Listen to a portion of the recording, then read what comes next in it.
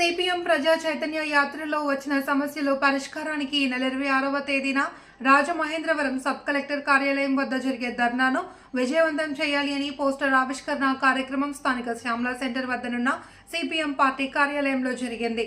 CPM జిల్లా కార్యదర్శి T Arun మాట్లాడుతూ రాజమండ్రి నగరంలో ఉన్న ప్రజలకు అర్హులైన పేదలందరికీ ఇళ్ల స్థలాలు ఇవ్వాలి అని, టిడ్కో ఇల్లు వెంటనే లబ్ధిదారులకు స్వాధీనం చేయాలి అని డిమాండ్ చేశారు. వేలాది మంది ప్రజలు అద్దె ఇళ్లలో అవస్థలు పడుతున్నారని తెలిపారు.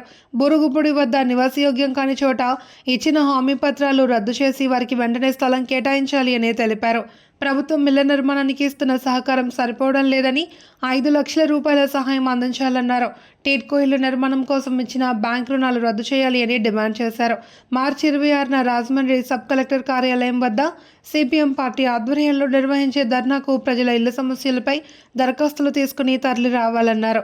ఈ కార్యక్రమంలో జిల్లా కార్యదర్శి వర్గ సభ్యులు బి పవన్, జిల్లా కమిటీ సభ్యులు బి పూర్ణిమరాజు, ఐ సుబ్రహ్మణ్యం, నాయకులు ఎస్ఎస్ మూర్తి, వి రాంబాబు పాల్గొన్నారు.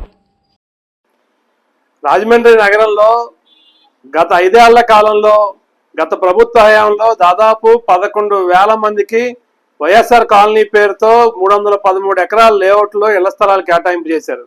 కానీ ఇప్పటికి దాంట్లో కనీసం 2,000 ఇళ్లు కూడా నిర్మాణం పూర్తి కాలేదు. దాదాపు మరో 2,000 ఇళ్లు మధ్యలో ఆగిపోయినాయి, 5,000 ఇళ్లు ప్రారంభ దశలోనే ఆగిపోయినాయి. ప్రధానమైన కారణం ఏంటంటే ఇవాళ నగరం చాలా వేగంగా విస్తారంగా అభివృద్ధి చెందుతోంది.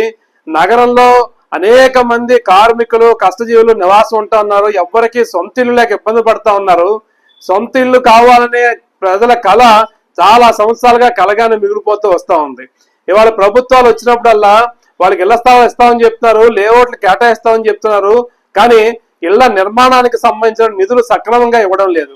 1,80,000 రూపాయలతో ఇళ్ల నిర్మాణం చేసుకోమని గత ప్రభుత్వంలో చెప్పడం అంటే ఆ 1,80,000 రూపాయలు ఆ రోజుకున్న సిమెంట్ ధరలు, ఇసుక ధరలతో పోల్చుకున్నప్పుడు పునాదులకు కూడా సరిపోక ఇల్లు మధ్యలోనే అయిపోయిన పరిస్థితి కనిపిస్తూ ఉంది.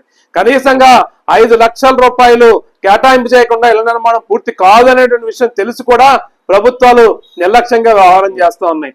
అంతేకాకుండా ఇవాళ బూరుగుపూడి దగ్గర మునిగిపోయే ఆవ భూముల్లో దాదాపుగా 30,000 మందికి ఇళ్ల పట్టాలు సంబంధించి గత ఎన్నికల ముందు హామీ పత్రాలని చెప్పి ఇచ్చారు. హామీ పత్రాలు ఇచ్చిన వాళ్ళని ఎవరికి కూడా ఇల్లు స్థలం కూడా ఈ రోజుకి చూపించలా.